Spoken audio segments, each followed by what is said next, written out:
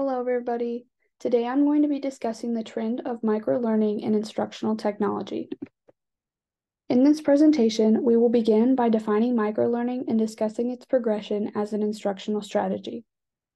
Then we will examine current research in the field of IT, which explores the concept of microlearning in different settings. And finally, we will finish by inspecting online resources and digital platforms that emphasize the ideas of microlearning. But first, we must define the topic. What is microlearning? Microlearning is a form of e-learning in which students are exposed to small bits of information at a time in the form of instructional videos. Students can watch and rewatch these short units as many times as necessary to reach understanding. Microlearning first became a trend during its initial outbreak in COVID. Microlearning is a teaching strategy which continues to be utilized in various settings. Microlearning is used for 3 reasons. Convenience, because learning can take place at any time, anywhere, on any mobile device, and teachers can develop materials in a reasonable time manner and keep track of them all in one place. It's also used because it promotes independency. Students are in control of their own learning.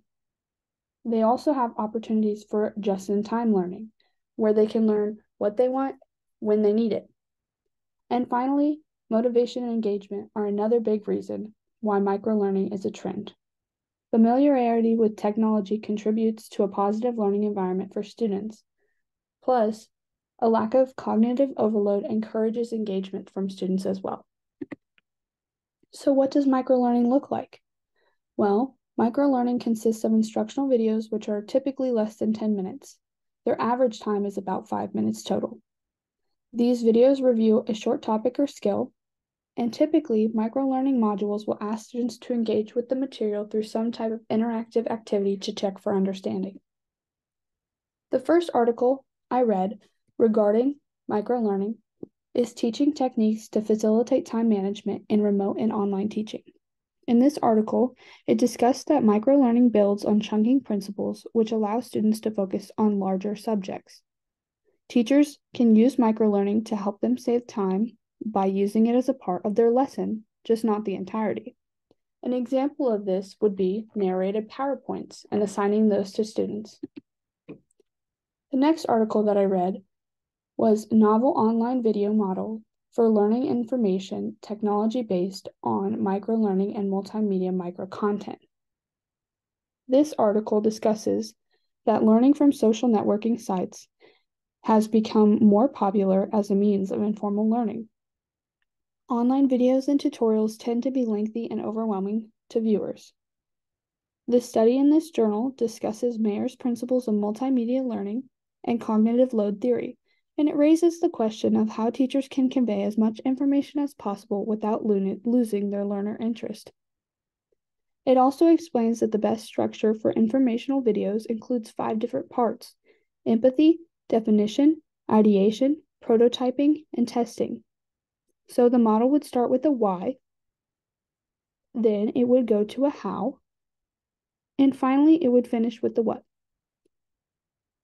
Microlearning using instructional videos is a great supplemental teaching strategy, but this article claims that it should not be used to substitute more traditional teaching methods. The next article that I read was titled Flipping in a Microlearning Way: Effects on EFL Learners' Achievement and Motivation in a Grammar Course. I chose this article specifically because I'm an English teacher, and I thought it would be interesting to my content. This study discusses a classroom environment that was flipped, used microteaching, used flipped microteaching, and also a traditional lecture class. In the flipped group, students would have an hour-long lecture to watch before class and then have class time for the quiz and an application task. In the micro-teaching group, students would have a 10-minute long video every day, a quiz, and then an application task. For the flipped micro-teaching group, students would have short videos to watch before class of the main ideas, then they would listen to a condensed version of the lecture in class with the quiz and application time. And finally, the traditional group was required to attend 2 hour-and-a-half long lecture and complete quizzes and an application on their own during class. In the pretest results of this study, traditional classes scored the highest, with a mean which was less than 0.5 different from the rest of the groups. But in the post-test results, traditional classes scored the lowest by a 5+ point difference. The next article that I read was titled Microlearning in the Education of Future Teachers, Monitoring and Evaluating Students' Activity in a Microlearning Course.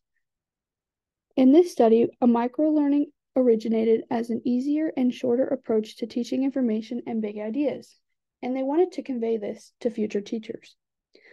So, they created a microlearning course, which took the place over one semester during the 2021-2022 school year. A total of 378 students participated in this study. During the course of the study, researchers measured learning days, the number of interactive events, the total number of visits, length of each visit, the type of login device, and course components which were utilized by students. The study found that there were a few different strategies for microlearning courses. These strategies consisted of cramming, those who studied continuously, and those who completed the course but took more time. The last study that I read was titled Assessing the Factors Influencing Users Assessing Higher Education Content on TikTok. This study discussed that social media platforms can be used for e-learning because they allow for the exchange of information. TikTok is a social media platform that uses microlearning. TikTok curates videos for users using AI technology, and users like learning from TikTok because the content is short and manageable. This study mainly looks into why users are no longer using TikTok as continued use, and it's because TikTok is not meeting their user expectations because of its AI technology. Now let's move on to the technology tools that encompass microlearning. Firstly, Animoto is a cloud-based video creation service platform that produces videos from photos, video clips, and music into video slideshows. Elucidat is another cloud-based platform which allows for the production of e-learning materials. These videos can then be transferred into courses, which can also be produced and shared on the platform. And finally, Edpuzzle is an online video tool which gives teachers the opportunity to make videos interactive to gauge understanding. In terms of digital platforms, as I recently mentioned on a previous slide, TikTok is an up-and-coming for this trend of microlearning. TikTok has the ability for users to post up to 10 minutes of content.